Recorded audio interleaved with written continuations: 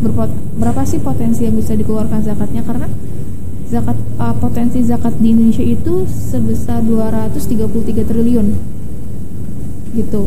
Itu sangat sekali bisa membantu meringankan hutang negara. Iya.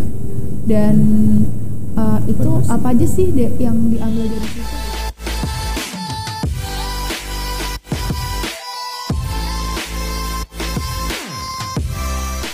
Bismillahirrahmanirrahim. Assalamualaikum warahmatullahi wabarakatuh. Kembali lagi di channel kami GFM Squad. Kali ini kita melanjutkan diskusi episode 04 dengan tema New Normal dalam perspektif akademisi. Nah, kali ini saya udah bersama kakaknya yang ada di samping sini. Halo. Mungkin kita perkenalan dulu, Kak. Oke. Nama aku Astika Rahmagani. Biasa dipanggil Astika. Kalau ngomongin kesibukan aku sekarang bekerja di Badan Amil Zakat Nasional di bagian Pusat Kajian Strategis sebagai staf sekretariat dan staf sekretariat di World Zakat Forum yang beranggotakan 40 negara. Kemudian selain sibuk juga masih kuliah di UI untuk kursus S2 di situ, seperti itu. Itu aja sih kesibukan aku. Jadi sekarang kan lagi di masa new normal kayak. Iya.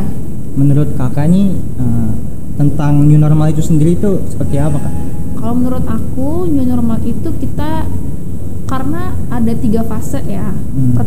Fase pertama itu adalah fase normal, yaitu sebelum ada COVID. Kemudian kita masuk ke fase ketika COVID-19 itu terjadi gitu.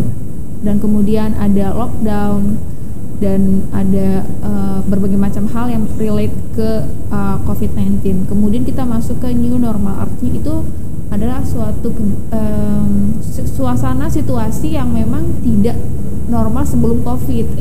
Ibaratnya seperti itu. Kalau contoh kita biasa melakukan kayak seminar secara offline, kita kan juga harus melakukan online sekarang gitu. Ya salah satunya seperti itu sih gitu. Kita masuk ke intinya kita masuk ke suatu keadaan yang tidak sama seperti sebelumnya gitu. Tapi harus memulai kehidupan yang baru lagi. Menurut kakak nih tentang new normal itu sendiri, dampak positif dan negatifnya di bidang ekonomi atau pendidikan itu seperti apa, Kak? Aku bahas yang ekonomi dulu ya. Kalau pasti ketika lagi saat pandemi itu negatifnya pasti banyak, pengangguran di mana-mana, banyak perusahaan atau usaha yang kolaps, dan pasti itu akan mempengaruhi kehidupan kita di new normal ini. Salah satu contoh adalah usaha atau usaha di bidang pariwisata.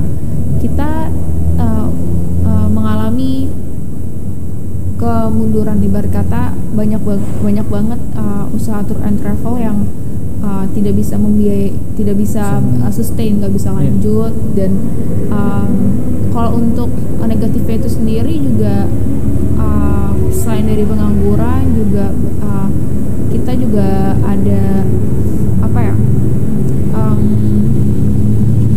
intinya yang mempengaruhi ke kehidupan selanjutnya. Contohnya kayak harus deal with dengan adanya pemotongan anggaran. Dan kalau dari sisi positifnya itu sendiri sebenarnya hari Jumat itu kemarin ada kenaikan dari nilai indeks IHSG, indeks harga saham gabungan, yang semula di angka 3.800 menjadi di angka 5.000. Itu artinya setelah ditutup di portal tersebut, itu artinya sudah ada kepercayaan dari pihak investor untuk menginvestasikan. Dan itu positifnya, ketika di normal ada harapan baru, memang harus tetap berlanjut gitu. Kemudian di lain sisi, dari salah satu indikator produk domestik bruto atau PDB itu sendiri kan yang paling besar itu kan dari sisi konsumsi. Konsumsi di Indonesia itu sekitar 9.000 triliun itu pada saat sebelum new normal. Sebelum saat terjadinya pandemi. Tapi setelah terjadinya pandemi ini sendiri merosot tajam sekitar ke 5.000 triliun. Kemudian diharapkan kedepannya ini setelah new normal ini konsumsi juga bisa kembali naik ke semula ya. Intinya seperti itu. Kemudian kalau dari sisi pendidikannya negatifnya banyak menurut saya. Kita tidak bisa bertatap muka. Ada beberapa hal yang memang kalau anak SD, SMP, SMA kan mereka harus tetap ujian praktek, tapi tetap mereka nggak bisa dilakukan. Setelah itu juga tapi proses pembukaan mahasiswa baru, pembukaan peserta didik baru tetap harus berjalan gitu. Dan kalau untuk positifnya itu sendiri kalau dari Basnas sih ada inisiatif untuk membuat zakat wakaf online university yang kebetulan, dan ini baru kami rencanakan, baru kami masih planning ya, maksudnya masih dirapatkan keputusannya bagaimana, karena ini sistem, kalau dilihat dari aku lupa tuh, kalau University for the People kalau nggak salah deh. Jadi di situ universitas yang memang sudah bisa dilakukan secara online, dosen materi diberikan secara online dan nol. Jadi pembayarannya itu secara nol dan siapapun bisa kuliah di situ, dan ketika lulus ijazahnya setara dengan universitas seperti Berkeley, Columbia University seperti itu. Dan masuk karena aku memang kerja di Basnas dan kami juga mencoba untuk menginisiasi bagaimana kalau dana zakat bisa dipergunakan untuk online university tersebut gitu untuk kedepannya. Jadi bagi para mustahik, anak-anak yang nggak mampu sekolah secara online juga bisa, dan mereka juga punya kesetaraan ijazahnya juga, pendidikannya, legalitasnya seperti itu. Kalau dari selain itu juga aku juga dengar beberapa hal yang anak-anak mahasiswa di beberapa universitas lain itu mereka pasti pada kesulitan untuk membayar ya uang kuliah, karena kan pendapatannya pasti ya berkurang, dan mereka harus tetap, beberapa universitas masih tetap harus mewajibkan anak peserta didiknya itu membayar sesuai dengan ketentuan gitu. Itu pasti memberatkan juga. Makanya menurut kami zakat wakaf online university ini salah satu as the solutions untuk kedepannya. Tapi sebenarnya untuk kurikulumnya itu sendiri bukan hanya terpaku di zakat dan wakaf saja, enggak. Itu sebagai salah satu instrumen pembiayaan di online university ini. Cuma untuk pembelajarannya ya dengan jurusan atau fakultas yang lainnya seperti itu pada umumnya. Mungkin kedepannya diharapkan, dan kerjasama ini juga ada inisiasi untuk bekerjasama dengan universitas atau pengajar dari negara lain seperti itu. Itu sih kalau dari sisi ekonomi dan pendidikannya. Jadi ekonomi ya, berbicara tentang ekonomi. Sekarang kan pemerintah lagi mencanangkan atau mengkampanyekan soal UMKM, Kak. Nah, menurut Kakak ini apakah UMKM ini bisa menjadi solusi untuk meningkatkan perekonomian itu sendiri, Kak? Kalau UMKM sebenarnya salah satu, kalau dari yang aku lihat itu salah satu indikator terbesar atau bagian terbesar yang kontribut di pendapatan negara itu ya UMKM memang paling besar secara makro ya. Walaupun memang satu untuk UMKM itu tidak sebanding dengan salah satu perusahaan besar secara pendapatannya, tapi kalau jumlahnya banyak itu bisa mendorong karena suatu negara mendorong ini ke kesejahteraan gitu. Karena suatu negara dikatakan dia bisa sejahtera jika jumlah wirausahanya itu kalau saya di atas 3% dari jumlah total penduduk, itu 3 sampai aku lupa 5 kalau nggak salah. Terus kita tuh masih di bawah 1, dan beberapa negara lain kayak China yang lain gitu, Amerika itu sekitar 10% ke atas. Jadi karena itu kan salah satu untuk empowering people kan, pemberdayaan gitu.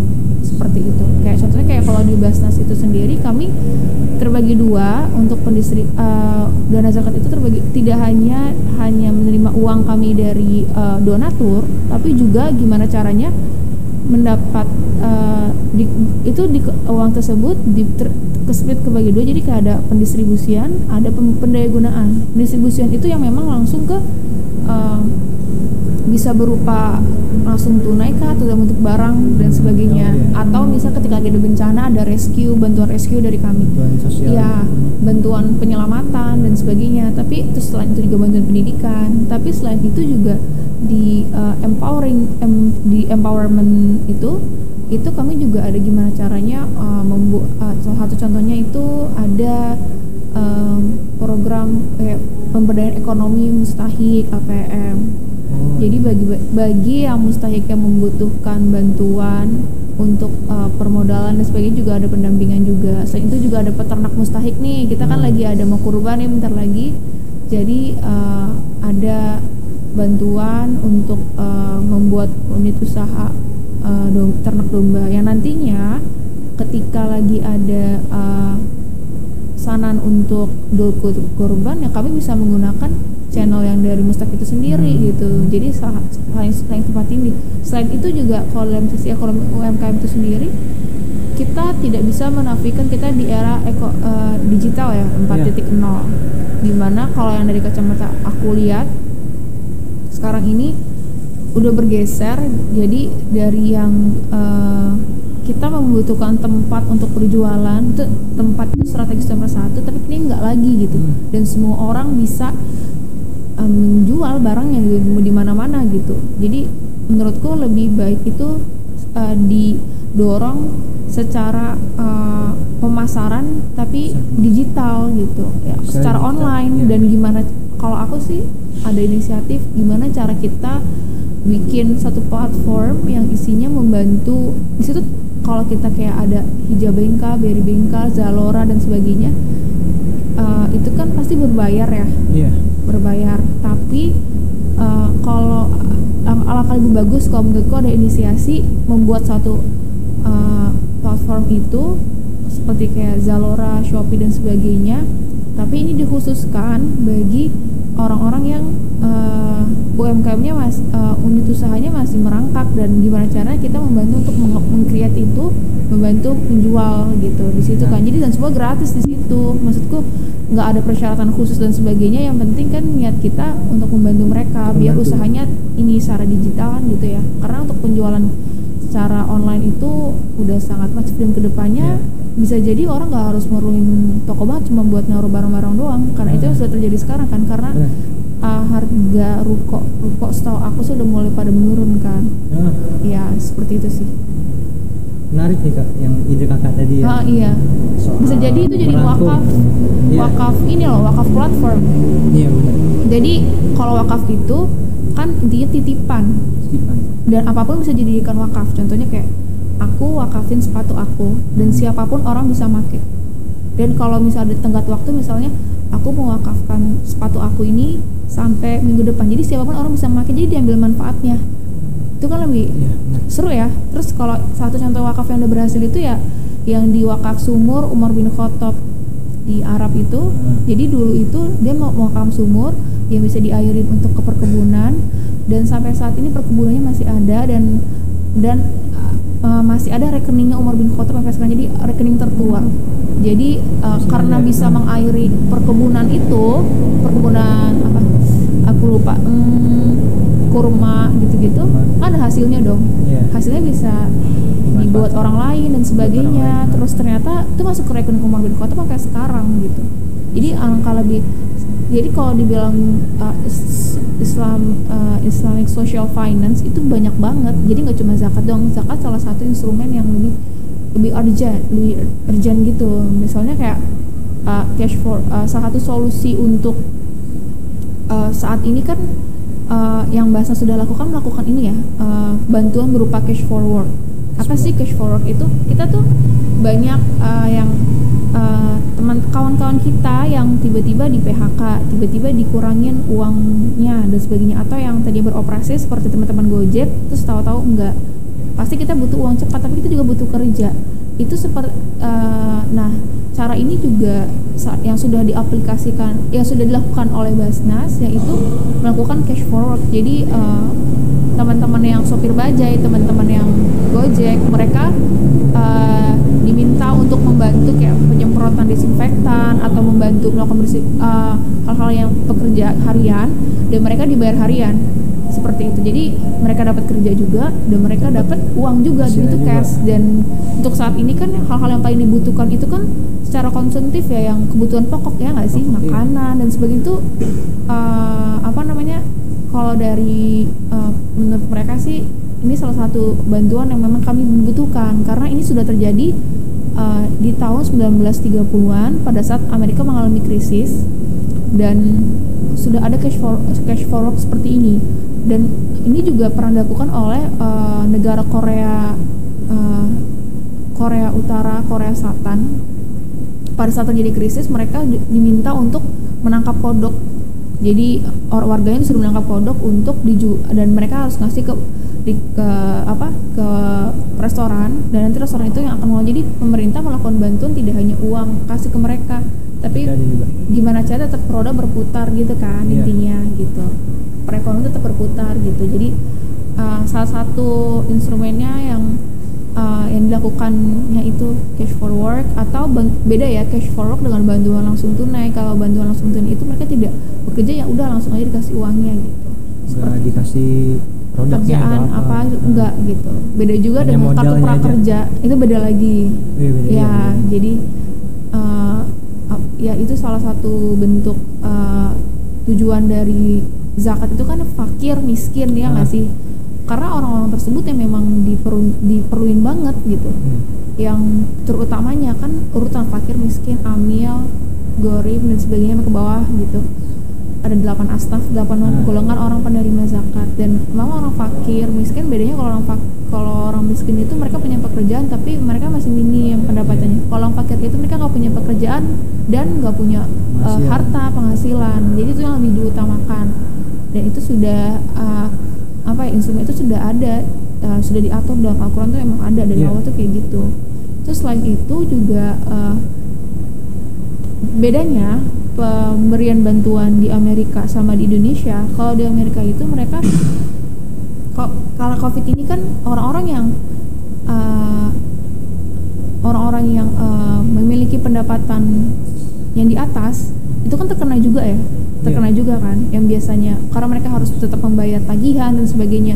Tapi dan mungkin mereka bisa kalau di Amerika itu mau dia orang yang memang berada, yang pendapatannya tinggi sama pendapatannya rendah, mereka dikasih bantuan yang nominalnya sama. Karena menurut pemerintah Amerika, jika dikasih dengan nominal yang beda, karena kan mereka sebenarnya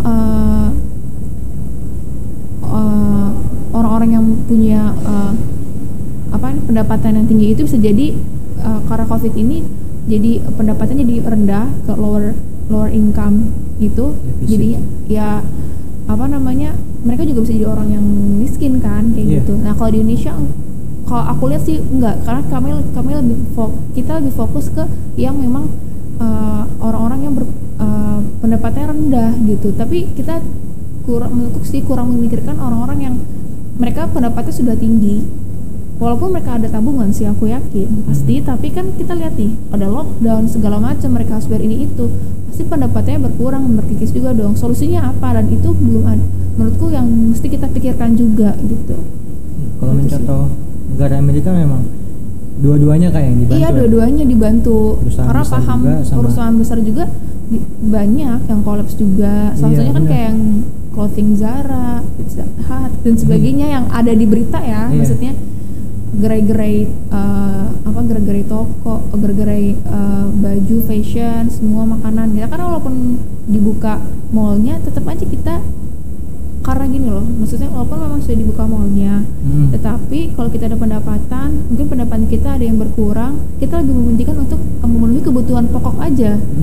Iya kan? Karena kebutuhan sekunder atau senang-senangnya dientar-entarin, karena iya kan, lebih karena pendapatnya berkurang, saya lebih baik mengeluarkan untuk konsumtif aja, untuk makanan dan sebagainya, hari-hari untuk pendidikan gitu. bener sih Kak. Kalau dilihat juga kalau misalnya perusahaan besarnya menurun kan berdampak juga ke yang masyarakat yang di bawah kita lah gitu. Iya. Jadinya ada PHK karyawan karena perusahaannya juga kan mereka tetap butuh bantuan. Gitu. Jadi kita tidak bisa berfokus hanya ke satu titik, yaitu teman-teman kita yang pendapatannya di bawah ya, maksudnya tetap harus kita pikirkan yang memang orang-orang yang memang punya pendapatan besar gitu, seperti itu. Soal pendidikan ya, balik lagi kita ke pendidikan. Apakah harus ada regulasi yang jelas Kak ketika adanya COVID-19 ini? Karena yang kita lihat banyak banget itu regulasi yang ada di Indonesia sekarang tuh, sekolah-sekolahnya itu masih bingung Kak soal pembelajarannya itu model pembelajarannya itu seperti apa, bagaimana, apakah pemerintah nih harus menetapkan regulasi yang jelas atau gimana menurut Kak? Saya rasa segini, pemerintah pasti sudah berusaha melakukan upaya yang terbaik bagi rakyatnya, bagi kita gitu. Karena memang pandemi ini juga kan tidak seperti obatnya belum ada, vaksin belum ada gitu. Jadi mungkin masih bimbang untuk memutuskan mana yang, karena di satu sisi ekonomi kita harus tetap berjalan. Satu sisi jika kita menjalankan kehidupan yang normal seperti kemarin, pasti korban akan semakin banyak berjatuhan. Dan belum tentu ini juga bisa memperkuat ekonomi gitu, karena kan salah satu kesehatan juga pasti harus diperlakukan yang awal sih, karena kalau dari pendapat aku sendiri, yang paling pertama itu melakukan target yang pertama adalah lebih banyak bantuan ke kesehatan, dan iya pasti yang pertama kesehatannya dulu, dan orang-orang yang bisa memungkinkan untuk bahaya dan sebagainya, memang itu ditolong dulu pertama. Terus yang kedua baru ke fase gimana caranya agar kita tuh sustain gitu, gimana caranya agar kita bisa akses setelah kita bahayanya nih, atau dari sisi kesehatannya sudah bisa kita rem dulu gitu, baru kita bisa kan berpikir untuk gimana caranya kita ke depannya seperti itu, dari sisi ekonomi juga dan dari sisi pendidikan juga gitu. Kalau untuk yang dari pendidikan itu salah satu solusinya menurut saya, karena mungkin walaupun secara online saya yakin pasti tidak semua pembelajaran bisa dilakukan secara online, harus ada yang praktik. Bagaimana anak-anak mahasiswa kedokteran, gimana dengan anak-anak mahasiswa teknik gitu. Beda mungkin halnya dengan mahasiswa beberapa jurusan yang memang bisa dilakukan secara online, yang karena kontekstual yang secara teksnya aja seperti itu gitu. Jadi kalau itu sendiri saya belum bisa memaparkan dengan jelas, hanya saja mungkin yang pertama adalah memperhatikan protokol kesehatan ketika diwajibkan untuk atau diharuskan untuk secara offline kuliahnya. Setelah itu juga memperhatikan mungkin teknologi yang lebih bisa meminimalisir terjadinya kontak atau hal-hal yang bisa menyebabkan kena COVID gitu. Salah satu contoh ya, mungkin di out of topic dari pendidikan itu sendiri, satu contoh mungkin kalau untuk mendekati korban ini gimana cara kita memanfaatkan teknologi advanced slaughterhouse. Jadi gimana caranya memotong hewan tanpa kita sentuh dan tanpa ada banyak orang yang menonton, karena kan budaya kita, iya nggak sih, kalau di daerah apa di mana tuh kalau lagi ada di hari raya Idul Kurban itu kita yang datang, terus kita rame-rame ngeliat nonton, dan itu kan jadi kerumunan orang. Terus juga kita bersentuhan langsung dengan hewan kurbannya, yang dimana hewan kurban itu harus kita bagikan ke orang-orang, kasih solusi yang memang kita tuh bisa apa namanya mengurangi deh, pokoknya mengurangi hal-hal yang dari COVID itu sendiri ya. Salah satu instrumennya atau teknologi itu gitu.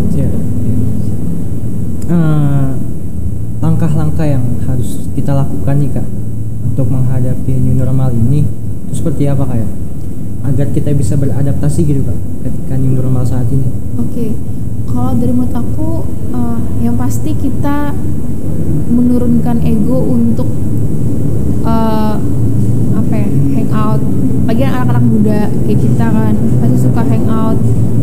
Setelah itu seperlunya aja kalau bisa keluar, yang karena ini belum pandemi ini belum ditemukan obat yang pasti bisa menyembuhkan. Seminimal mungkin kita jangan terpapar gitu. Jadi kalau yang sudah terpapar bisa semoga bisa, maksud aku bisa untuk disembuhkan, dan bagi kita yang belum, usahain banget jangan sampai kena dengan cara memperhatikan protokol kesehatan yang sudah disampaikan oleh Kementerian Kesehatan, misalnya kayak contohnya memakai masker, terus pakai hand sanitizer, kalau bisa juga sholatnya berjarak, dan kalaupun bisa menghindari transportasi umum gitu. Kalau ketemu orang juga ya intinya memperhatikan protokol kesehatan dan protokol di kerjaan sih gitu intinya. Terus Kakak kan dari Basnas RI ini ya. Tadi udah sebagian sebutin tugas-tugasnya dan program kerjanya. Iya, programnya. Nah, mungkin teman-teman pengen tahu nih Kak, caranya untuk mendapatkan program itu atau langkah-langkah agar kita tuh bisa sharing atau bisa sinergi juga dengan Basnas, bisa dapat dapat program kerjanya gitu agar bermanfaat buat kita. Oke. Caranya sebenarnya bisa langsung aja menghubungi bagian-bagiannya, misalnya kayak contohnya untuk bantuan dana beasiswa pendidikan, kami juga memberikan beasiswa pendidikan atau berupa biaya, karena kan kalau misalnya online itu membutuhkan biaya pulsa ya. Nah itu kendalanya kan, pulsa untuk koneksi internet. Saya juga diajukan salah satu untuk anak-anak yang mahasiswa yang lain gitu. Selain itu kalau untuk dari kesehatan, karena ada rumah sakit Basnas dan sebagainya, bisa ada pengajuan untuk misalnya untuk pengajuan alat kesehatan, bantu kesehatan. Selain itu juga kalau misalnya dari segi ekonomi yang membutuhkan bantuan untuk usahanya dan sebagainya, itu bisa ke bagian LPM atau lembaga pemberdayaan ekonomi gitu. Karena kan kalau aku di bagian Puskas, yaitu bagian riset, pusat kajian strategis, bagian riset. Jadi kalau ada anak mahasiswa yang membutuhkan riset dan yang terkait dengan zakat penelitian, selain penelitian juga mungkin kerjasama baik dengan kami untuk karena kerjasama dengan kami gitu untuk selain melakukan penelitian, banyak juga anak-anak magang yang pengen selain pengen magang juga pengen menyelesaikan skripsinya misalnya gitu, atau mengadakan acara seminar yang intinya adalah mengedukasi dan memberikan pemaparan tentang Islamic social finance atau tentang zakat, bisa ke bagian kami juga ke Puskas kayak gitu. Jadi kayak ini tuh kayak lebih luas gitu, maksudnya kami itu bergerak tidak hanya menerima dan menyalurkan bentuk uang, tapi kita kayak banyak program yang sebenarnya masyarakat itu belum banyak yang tahu ya, belum banyak banget yang tahu. Jadi kayak contohnya gini, kami juga baru meluncurkan indeks zakat saham gitu. Jadi sebenarnya saham-saham di Indonesia ini gitu, berapa sih potensi yang bisa dikeluarkan zakatnya, karena potensi zakat di Indonesia itu sebesar 233 triliun gitu. Itu sangat sekali bisa membantu meringankan hutang negara. Iya. Dan itu apa aja sih yang diambil dari situ gitu. Contohnya karena kan zakat itu bukan hanya zakat fitrah. Orang yang tahu kan sekarang zakat fitrah hanya bulan Ramadan, selebihnya enggak. Itu tidak benar. Jadi kami juga kan zakat itu juga zakat mal, zakat harta gitu. Dan bedanya apa sih Kak sama pajak gitu? Kalau misalnya zakat itu ya sebesar 2,5%, dan misalnya ada satu barang itu ya diambil 2,5%. Tapi kalau pajak kan semakin tinggi barangnya, semakin besar besaran pajaknya kan. Contohnya kayak pajak barang mewah misalnya, itu kan 40%. Beda kalau sama kita pajak makan di food court, misalnya 5%, 10%, nah kayak gitu. Ya kalau di zakat itu berapapun besarannya ya, dan kalau sudah mencapai setahun kepemilikan bisa ambil 2,5% seperti itu. Dan kalau kita kan ngambil kalau zaman dulu belum ada saham ya, tapi kalau kita kan ada juga menaruh kekayaan dalam bentuknya macam-macam. Salah satunya kan saham. Kalau orang yang pengusaha kan banyak juga kan naruh sahamnya, itu kan termasuk harta juga, dan itu juga ada hak-haknya bagi orang-orang fakir miskin, itu sebesar 2,5%. Potensinya juga banyak, dari bidang tambang itu sendiri, terus barang mewah, terus barang temuan, kita menemukan barang itu juga. Dan kalau dikaji lagi banyak gitu, dan potensinya memang kalau dihitung pokoknya kalau dihitung itu setahun ya 233 triliun, cuman belum optimal. Contohnya gini, banyak ada berapa banyak karena Indonesia itu kan termasuk yang tertinggi jiwa sosialnya, jiwa berbagi itu Indonesia itu paling tinggi ya. Ditambah lagi jumlah orang muslimnya terbanyak di dunia. Pasti yang di bagian filantropi, contohnya zakat gitu, seharusnya bisa menjadi solusi yang baik bagi negara. Karena kan kalau zaman Rasulullah itu kan ada namanya Baitul Mal, jadi tempat perbendaharaan negara. Jadi ya negara memang mengambil dan mengelola harta untuk rakyatnya dari situ. Kalau kita kan instrumen terbesar kan dari pajak, pendapatannya dari pajak. Sebenarnya kalau bisa dioptimalkan semua, ya ini zakat ini ya bisa menjadi membantu meringankan hutang, menambah APBN seperti itu. Iya. Berarti intinya Basnas RI ini terbuka ya Kak, untuk siapapun teman-teman yang perlu dibantu. Terbuka intinya. Iya. Dan tidak mengkhususkan orang muslim aja, enggak. Karena kemarin kami juga ada bantuan langsung tunai ditunjukkan sekitar ada 30.000 penerima. Dan ada juga itu sebesar 300.000 ya.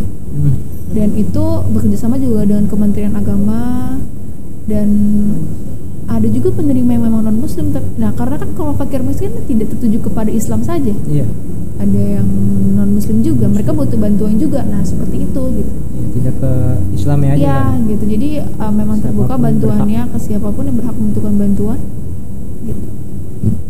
Pesan kakak nih untuk para pemuda untuk menghadapi new normal ini gimana nih Kak? Sebenarnya yang pertama adalah memperhatikan protokol kesehatan, karena aku tahu yang namanya anak muda pasti pengen hangout, pasti pengen ketemu temen, pasti pengen traveling gitu. Tapi ya kita nggak boleh egois gitu, karena kan di sana juga pasti aku yakin pemerintah sama para tenaga medis sudah berusaha untuk menekan angka kematian dari COVID-19 ya. Itu satu. Terus yang kedua adalah gimana caranya kita meningkatkan awareness untuk berbagi gitu. Karena Indonesia itu kan ya memang sih kalau untuk saat ini memang Indonesia itu memiliki angka tertinggi sebagai negara yang penduduknya itu paling tinggi untuk keinginan untuk berbagi gitu. Nah, sosialnya tinggi ya gitu. Dan untuk anak-anak muda itu kan paling banyak nih jumlahnya. Gimana, dan pendapatan kita kan juga memang belum merata ya. Terus daripada kalau aku sih bukan mengkampanyekan sih, mengajak gitu anak muda untuk daripada kita uangnya mungkin buat membeli hal-hal yang nggak perlu, atau ada barang-barang nih, satu contoh, ada barang-barang kita yang kelebihan misalnya, entah pokoknya kelebihan yang kita bisa bagi, atau karena dengan rasa berbagi itu pasti ada rasa kepuasan batin yang kalian itu nggak bisa dapetin gitu. Gitu sih intinya sih berbanyak berbagi intinya gitu. Selain membuka rezeki, ini juga bisa membantu teman-teman yang lain, dan ya intinya banyak lain bermanfaat gitu. Dan kalaupun atau enggak membuat program, ada aku pernah lihat satu channel YouTube di India, dia bikin channel YouTube seorang kakek-kakek yang isinya tuh masak besar, seorang kakek yang dia tuh tapi sudah meninggal, dia tuh masak besar banyak banget, dan nanti makanan-makanannya itu yang udah dimasak sama dia dibagi-bagiin ke anak-anak di panti asuhan dan sebagainya, satu contohnya gitu sih. Jadi kalau dengan cara bikin konten, kita bisa bikin konten dapetin juga misalnya, tapi kita juga bisa berbagi ke yang lain juga, jadi impactnya banyak gitu. Kalau itu sih dari aku. Mungkin balik lagi ke kamu. Mungkin itu aja kali Kak. Terima kasih banyak udah mau Sama-sama. diajak berdiskusi sama kami nih di channel GFM Squad. Sangat menarik ya teman-teman sekalian. Dari Kak Astika sendiri sudah mengajak kita untuk tetap perhatian gitu terhadap masyarakat, perhatian untuk bisa beradaptasi di era new normal seperti ini. Mungkin itu saja teman-teman yang dapat kita sampaikan, mudah-mudahan bermanfaat ke depannya. Terima kasih buat teman-teman semua yang udah nonton channel kami di GFM Squad. Jangan lupa like, comment, share, dan juga subscribe. Dan apa aja yang pengen teman-teman mau bisa di komen ya. Mungkin itu saja yang dapat kita sampaikan. Assalamualaikum warahmatullahi wabarakatuh.